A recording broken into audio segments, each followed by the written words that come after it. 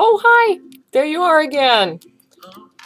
This is the income tax online class about medical expenses. We were just talking about great possibilities.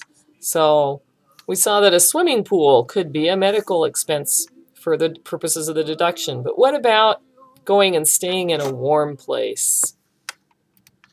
Let's talk about commissioner versus builder. The taxpayer here was an attorney, just like us. But he had a heart problem. He was a little high-strung, apparently. He had had 4 heart attacks by age 43. This is not something we all want to do. Anyway, his world-class cardiologist told him he should spend the winter in a warm climate where he could relax but also be active. So the expense involved was the rent of an apartment in Fort Lauderdale, Florida, where the taxpayer, his spouse, and their infant child went and spent the winter for 2 years in a row. Now, the tax court found that these expenses were medically necessary.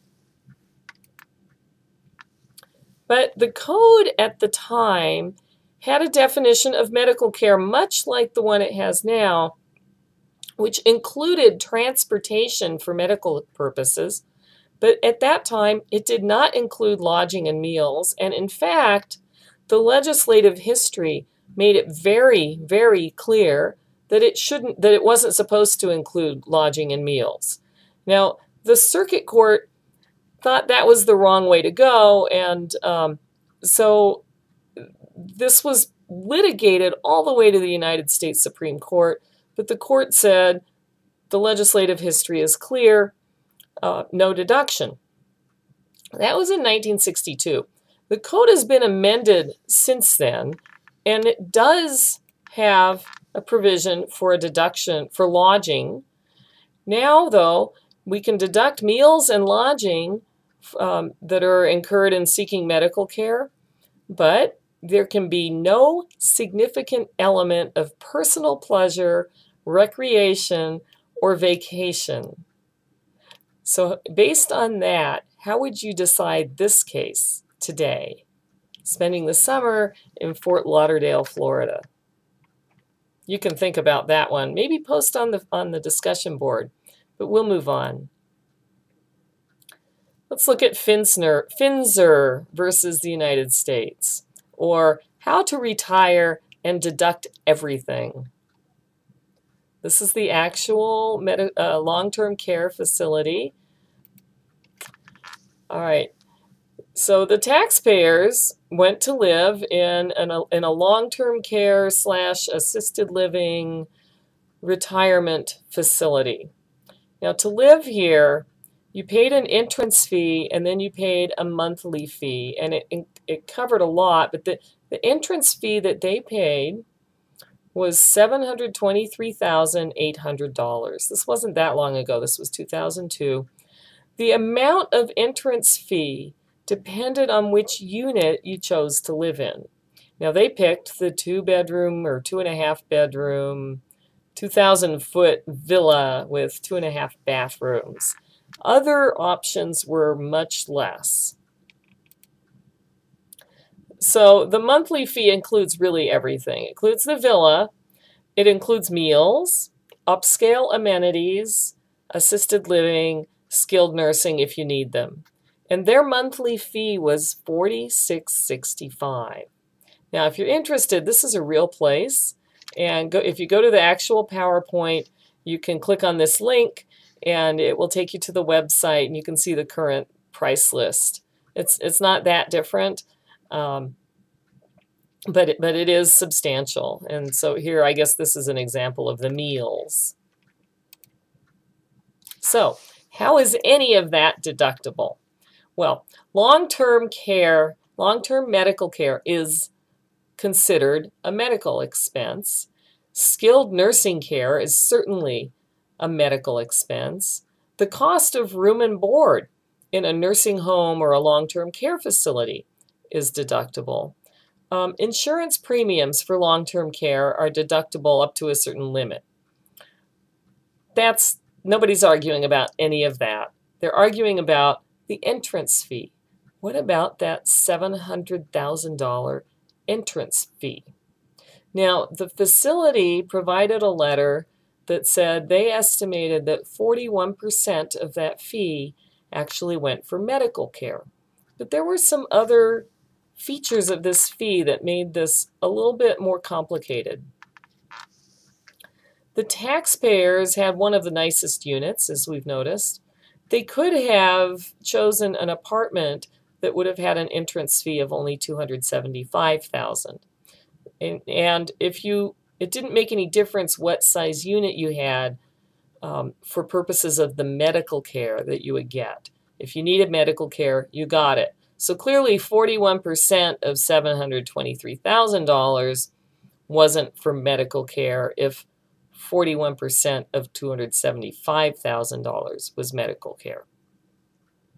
So the maximum amount should have been 41% of $275,000. Does that make sense? The court did not like these calculations. They thought there was more to it. They said, is this even medical at all? Now, some of the other evidence that came out in the trial was that the facility relied on the monthly fees to cover the medical expenses, but the entrance fee, they did hope to make a profit on the entrance fee, but it was kind of more of a building fund. You know, it was more to pay back the construction costs. And then there was another funky aspect to it, which was, and I think there are options for how much of this you get back, but the arrangement that these taxpayers had ensured that they would get 90% of that fee back if they ever moved out. Or when they died, their estate would be entitled to 90% of the fee. So in that sense, it was a lot like a loan. And the court said that really is not medically necessary. We weren't convinced that's for medical purposes at all. Now, the monthly fee, though, is that deductible? Court seems to think it was. So again, there's no need to do this the cheapest possible way. Should there be a limit on that long-term care deduction? Is it enough that it has to exceed the 10% floor? What do you think about this one? This would be a good place to post some comments on the discussion board. Now, there's one other issue with medical care, and that's drugs. The medical care deduction covers drugs and medicine, and the code actually specifies what that means. An amount paid during the taxable year for medicine or a drug shall be taken into account under subsection A only if such medicine or drug is a prescribed drug or insulin. Now, there have been some questions about this over time. What about over-the-counter drugs, which are really off-the-shelf drugs? I mean, if you think about it, many of these were once prescription-only drugs, and then they became readily available. This has happened to a couple of things that my family has used. Now, the IRS says on its website, you may deduct as an expense any medicine or drug that is a prescribed drug or insulin, even if such drug is available without a prescription. Now, a prescription means a written or electronic order for a medicine or drug that meets the legal requirements of a prescription in the state in which the medical expense is incurred, and that is issued by an individual who is legally authorized to issue a prescription in that state. Okay, so we need a prescription, but that doesn't mean that the drug has to require a prescription. This is on the IRS website. The Treasury regulations, and keep in mind, these could be outdated, say that the term medicine and drugs shall include only items that are legally procured and which are generally accepted as falling within the category of medicine and drugs, whether or not requiring a prescription. Doesn't mean toiletries, similar things, not toothpaste, shaving lotion, shaving cream. Nor does it include cosmetics, such as face creams, deodorants, hand lotions, etc., or similar preparations used for cosmetic purposes, lip gloss, or sundry items. Amounts expended for items which, under this subparagraph, are excluded from the term medicine and drugs are not expended for medical care. Okay, fine. So drugs means medicine and drugs with a prescription, even if you didn't really need one to buy them. Okay, so if those are the rules, what about vitamins? What if you have a prescription for vitamins? Would you allow a deduction for prescribed vitamins? Why or why not? Post an answer to this on the discussion board. Okay, and then one other little short issue. Whose expenses qualify? Have this on your radar as one of the things to think about with any deduction or any tax benefit. Do you get it just for yourself, for your spouse, for your dependents? In this case, it's all of those: taxpayer, spouse, or a dependent. We'll stop here. In part 3, we'll look at the 10% floor.